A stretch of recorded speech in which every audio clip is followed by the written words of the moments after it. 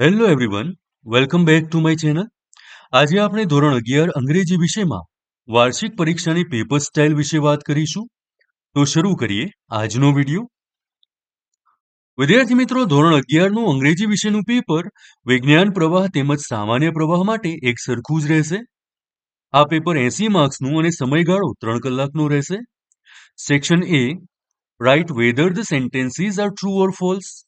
વાક્ય સાચું છે કે ખોટું તે લખવાનું છે. 3 માર્ક્સનો આ પ્રશ્ન રહેશે. ત્યાર પછી find and write the nearest meaning. It means similar words.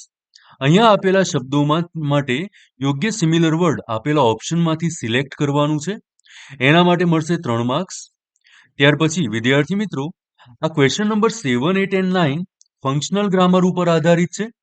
આ બ્રેકેટની અંદર અલગ અલગ ફંક્શન્સના નામ આપેલા છે. આ સેન્ટેન્સીસમાં કયા ફંક્શનનો ઉપયોગ થયો છે એ આપણે શોધવાનું છે. આના માટે 3 માર્ક્સ મળશે. ત્યાર પછી છે select the most appropriate response. આ પણ ફંક્શનલ ગ્રામર ઉપર આધારિત એક્સરસાઇઝ છે. બ્રેકેટમાં જે ફંક્શનનું નામ આપેલું હોય એ ફંક્શનનું સેન્ટેન્સ આપેલા ઓપ્શનમાંથી શોધવાનું છે. એના માટે મળશે કુલ 3 માર્ક્સ. ત્યાર પછી આપેલા અંડરલાઇન કરેલા ભાગ માટે યોગ્ય પ્રશ્ન સિલેક્ટ કરવાનો છે. એના માટે 3 માર્ક્સ મળશે. આ રીતે અંડરલાઇન કરેલો ભાગ હશે. આ અંડરલાઇન કરેલા ભાગ માટે આપેલા ઓપ્શનમાંથી યોગ્ય પ્રશ્ન સિલેક્ટ કરવાનો છે. Section B, read the extracts and answer the questions. 10 માર્ક્સનો આ પ્રશ્ન છે. અહીંયા વિદ્યાર્થી મિત્રો પેરેગ્રાફ આપેલો હશે. દરેક પેરેગ્રાફ પછી આ રીતે પ્રશ્ન આપેલા હશે. આ પ્રશ્નોના જવાબ આપેલા પેરેગ્રાફમાંથી શોધીને લખવાના છે. અહીંયા જે પણ પેરેગ્રાફ હશે એ પેરેગ્રાફ આપણી ટેક્સ્ટ બુકમાંથી જ હશે. ત્યાર પછી ફિલિંગ ધ બ્લેન્ક્સ. આ બ્લેન્ક્સ કમ્પ્લીટ કરવાની છે. એના માટે પણ યોગ્ય ઓપ્શન્સ આપેલા છે. આપણે પ્રોપર ઓપ્શનને સિલેક્ટ કરવાનું છે. એના માટે મળશે 3 માર્ક્સ.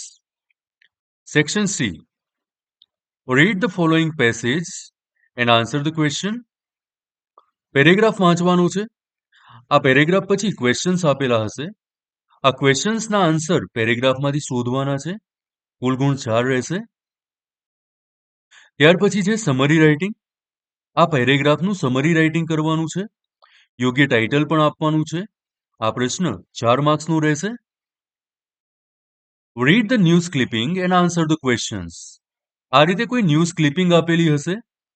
એના પછી આ રીતે ક્વેશ્ચન્સ આપેલા હશે. આ ક્વેશ્ચન્સના આન્સર આપણે આ ન્યૂઝ ક્લિપિંગમાંથી શોધીને લખવાના છે. 4 માર્ક્સનો આ પ્રશ્ન રહેશે. Read the stanza and answer the question.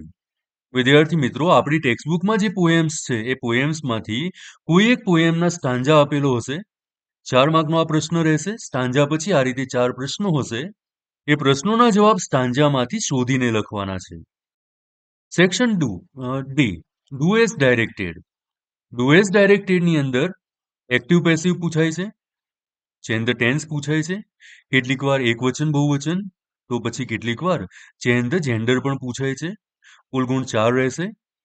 Direct indirect કુલ ગુણ 3 છે.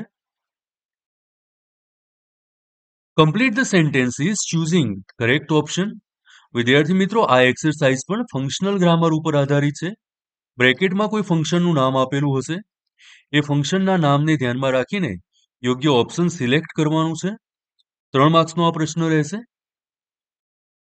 Combine the following sentences to make a meaningful sentence. 3 marks.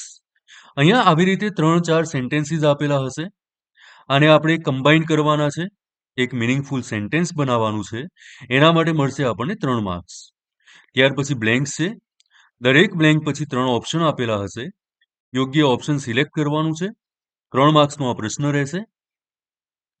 Section E, study the following table and describe it in about 80 words.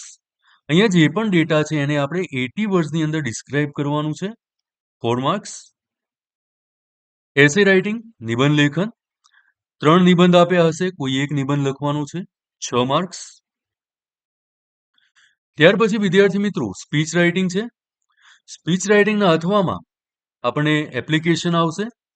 બેમાંથી જે સારું આવડતું હોય એ લખવાનું. 5 marks. ત્યાર પછી છે ઈમેલ રાઇટિંગ. એના અથવામાં છે રિપોર્ટ રાઇટિંગ. આ બેમાંથી તમને જે સારું આવડતું હોય એ લખવું. એ 5 માર્ક્સનું છે. વિદ્યાર્થી મિત્રો, ધોરણ 11 અંગ્રેજી વિષયની વાર્ષિક પરીક્ષાની પેપર સ્ટાઇલ આ રીતની રહેશે. મને આશા છે કે આજનો આ વિડીયો તમારા માટે ઉપયોગી રહેશે. Thank you.